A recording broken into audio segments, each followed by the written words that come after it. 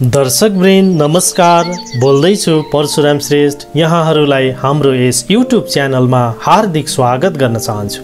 मित्रहरू, आज पनि अर्को प्रेरणादायी सन्देश लिएर आएको छु। आशा छ यो सन्देशबाट यहाँहरूको जीवनमा सकारात्मक ऊर्जा थप्नको लागि सहयोग गर्नेछ। यदि तपाईहरू यस च्यानलमा नयाँ हुनुहुन्छ भने यस्तै खालका मोटिभेसनल भिडियो हेर्नका लागि यस च्यानललाई सब्स्क्राइब गर्न नभुल्नुहोला। आउनुहोस् दर्शकवृन्द, आजको विषय वस्तुतर्फ लागौं। आजको विषय वस्तु रहेको छ संसारका धनी मानिस किन दिनदिनै धनी र गरिब मानिसहरू किन गरिब हुँदैछन् भन्ने विषयमा रिच ड्याड र पुअर ड्याड पुस्तकको समीक्षाबाट यहाँहरूलाई केही कुरा बताउन गइरहेको छु। दर्शकवृन्द, रिच ड्याड पुअर ड्याड पुस्तकलाई रबर्टो कियोसाकीले लेखेका हुन्, जसले संसारभरका लाखौं पाठकहरूको मन जितेको छ। यस पुस्तकले रचनात्मक र प्रभावकारी आर्थिक शिक्षा र विचारहरूको बारेमा बताउँछ। कियोसाकीले यस पुस्तकमा दुई बुवाहरूको दृष्टिकोण प्रस्तुत गरेका छन्, एक धनी बुवा र अर्को गरिब बुवा। यी दुई बुवाका जीवनका सिद्धान्त र शिक्षाहरूले पुस्तकलाई अत्यन्त प्रभावशाली बनाएको छ। यो पुस्तक मात्र वित्तीय शिक्षा होइन, जीवनका सबै क्षेत्रमा सफलता र समृद्धिका लागि सोच र दृष्टिकोणमा के कस्तो फरक पार्न सक्छ भन्ने कुरा पनि यसले सम्झाउँछ। दर्शकवृन्द, यसले आर्थिक शिक्षा, सोच र जीवनका दृष्टिकोणमा क्रान्तिकारी परिवर्तन ल्याउन मद्दत गर्छ। यस पुस्तकमा कियोसाकीले दुई फरक दृष्टिकोण भएको बुवाहरूको कथालाई आधार बनाएर उनीहरूको जीवन शैलीलाई तुलना गरेका छन्, एक धनी बुवा र अर्को गरिब बुवा। यसले संसारमा धनी र गरिब बीचको भिन्नतालाई निकै राम्रोसँग चित्रित गरेको छ। कियोसाकीले उल्लेख गरेका छन् कि संसारका धेरै मानिसहरू दिनदिनै धनी बनिरहेका छन् भने अन्य धेरै मानिसहरू दिनदिनै गरिब हुँदै गइरहेका छन्। त्यसको कारण उनीहरूको सोच र आर्थिक दृष्टिकोणमा रहेको भिन्नता हो। दर्शकवृन्द, कियोसाकीका अनुसार धनी बन्ने मुख्य कारण भनेको आर्थिक शिक्षा र स्मार्ट लगानी हो। धेरै मानिसहरूले आफ्नो कामबाट पैसा कमाउनलाई मात्र प्राथमिकता दिन्छन्। कियोसाकीका अनुसार धनी बन्ने मुख्य कारण भनेको आर्थिक शिक्षा र स्मार्ट लगानी हो। धेरै मानिसहरूले आफ्नो कामबाट पैसा कमाउनलाई मात्र प्राथमिकता दिन्छन्, तर कियोसाकीको धनी बुवाका अनुसार हामीले पैसा कमाउनु मात्र होइन, त्यसलाई बढाउन र सुरक्षित राख्न पनि जान्नुपर्छ। आर्थिक ज्ञानको अभाव र सुरक्षित भविष्यको तयारी नगर्नाले मानिसलाई गरिब बनाउँछ। कियोसाकीले भनेका छन् कि धनी मानिसहरू आफूलाई केवल मेहनत गरेर पैसाको कमाईमा सीमित राख्दैन, बरु उनीहरू सम्पत्ति निर्माण र लगानीको अवसरमा पनि ध्यान केन्द्रित गर्छन्। उनले सम्पत्ति र आर्थिक ज्ञानलाई जीवनका मुख्य आधारको रूपमा प्रस्तुत गरेका छन्। दर्शकवृन्द, धनी मानिसहरूका लागि पैसा केवल एउटा स्रोत हो जसलाई उनीहरूले सम्पत्ति बनाउन र भविष्यको लागि सुरक्षित गर्न लगानी गर्दछन्। यसरी धनी बन्नका लागि हाम्रो सोच र योजनामा महत्त्वपूर्ण परिवर्तन ल्याउन आवश्यक छ। गरिब बन्ने कारण। दर्शकवृन्द, पुस्तकमा गरिब बुवाका दृष्टिकोणलाई पनि चित्रित गरिएको छ। गरिब बुवाका अनुसार मानिसहरूको सोच केवल आफूलाई दैनिक रूपमा काम गर्न, पैसा कमाउन र बचत गर्नमा सीमित हुन्छ।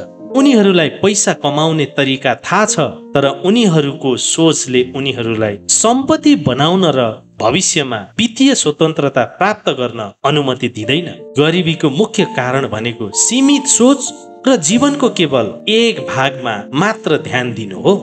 धनी बन्नका लागि कियोसाकीले धनी बुवाको सिद्धान्त अपनाउन सुझाव दिएका छन्। यसका लागि हामीले हाम्रो सोचमा परिवर्तन ल्याउनु पर्नेछ। केवल पैसा कमाउन र सेवानिवृत्तिका लागि बचत गर्ने होइन, त्यसलाई लगानी गरेर बढाउन सक्नुपर्छ। कमाएको कति प्रतिशत बचत गर्नुपर्छ त?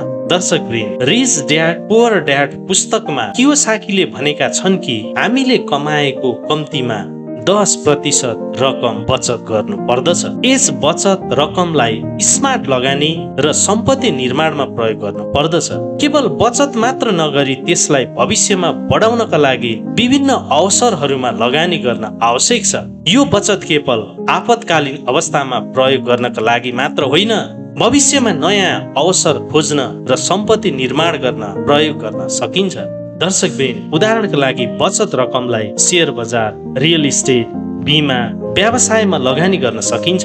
यसले तपाईलाई केवल भविष्यको सुरक्षा मात्र होइन, थप आयका स्रोतहरू पनि प्रदान गर्न सक्छ। कियोसाकीले भनेका छन् कि पैसा केवल काम गरेर कमाउनको लागि होइन, त्यसलाई काम गराउने वा बढाउनको लागि हो। यसलाई फेरि सुन्नुहोस्, पैसा केवल काम गरेर कमाउनको लागि होइन, त्यसलाई काम गराउने र बढाउनेका लागि।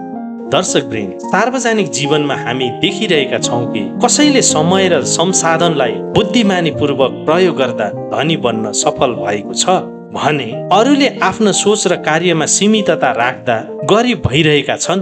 तपाईँ कुन समूहमा पर्न सक्नुहुन्छ त्यो तपाईँ आफै छान्नुहोला। दर्शकवृन्द, हामी सबैको जीवनमा कठिनाई र सङ्घर्ष आउन सक्छ, तर त्यो सङ्घर्षलाई अवसरको रूपमा लिन सक्ने सोच र दृष्टिकोणले नै हामीलाई समृद्ध बनाउनेछ। कियोसाकीले भनेका छन्, तपाईँको शिक्षाले तपाईँको भविष्य बनाउनेछ र जब तपाईँले आफ्नो सोचमा परिवर्तन ल्याउनुहुन्छ, तपाईँको क्रियाकलापमा पनि त्यसका अनुसार फरक हुनेछ। दर्शकवृन्द, आजको दिनमा हामीले धनी बन्ने सोच र योजनामा परिवर्तन ल्याउनु पर्छ। वित्तीय शिक्षा र स्मार्ट लगानी भनेका कियोसाकीका मुख्य विचार हो। तपाईँको सपना र लक्ष्य केवल मेहनत र समर्पणबाट पूरा हुँदैनन्। तपाईँले आर्थिक ज्ञान र लगानीका अवसरहरूको मूल्य पनि बुझ्न आवश्यक छ। दर्शकवृन्द, तपाईँको भविष्यको आर्थिक स्थिरता र सफलता तपाईँको सोच र निर्णयमा निर्भर गर्नेछ। तपाईँले आज आफ्नो सोच र क्रियाकलापमा सकारात्मक परिवर्तन ल्याउन सक्नु पर्दछ। धन केवल कडा मिहिनेतबाट मात्र आउँदैन, लगानी गर्नका लागि अवसरहरूको मूल्याङ्कन गर्न सक्नु पर्दछ। जब तपाईँ आफ्नो भविष्यको लागि स्मार्ट निर्णय लिन थाल्नुहुन्छ नि, तब तपाईँको समृद्धिको यात्रा सुरु हुन्छ। दर्शकवृन्द, आजको दिनबाट हामी सबैले आफ्नो आर्थिक भविष्यको बारेमा गम्भीर सोच र योजना बनाउनु पर्दछ। हामीले गरेका निर्णय र हामीले गरेका लगानीले भविष्यमा हाम्रो जीवनलाई परिभाषित गर्नेछ। त्यसैले आजबाट नै आफ्नो सोच र योजनामा परिवर्तन ल्याउन थाल्नुहोस् र केवल पैसा कमाउने होइन, त्यसलाई स्मार्ट लगानी र सम्पत्ति निर्माणमा प्रयोग गरेर भविष्यमा समृद्धि र स्वतन्त्रता हासिल गर्नुहोस्। दर्शकवृन्द, यही सन्देश छ कि सपना देख्नुहोस्, सङ्घर्ष गर्नुहोस्, लगानीमा सोच विचार गरेर कदम चाल्नुहोस् र आफ्नो भविष्यलाई सुरक्षित बनाउनको लागि आज नै दृढ निश्चय गरी सफल हुनुहोस्। धेरै धेरै शुभकामना। मित्रहरू, यहाँहरूलाई यो भिडियो कस्तो लाग्यो? यदि राम्रो लाग्यो भने यस भिडियोमा लाइक गर्न र साथीहरूसँग सेयर गर्न नभुल्नुहोला। यदि तपाईँहरू हाम्रो च्यानलमा नयाँ हुनुहुन्छ भने यस्तै खालका प्रेरणादायी भिडियो हेर्नका लागि यो च्यानललाई सब्स्क्राइब गर्न नभुल्नुहोला। भोलि फेरि अर्को भिडियो लिएर उपस्थित हुनेछौँ। तबसम्मका लागि बिदा दिनुहोस्। हवस् त, धन्यवाद, नमस्कार।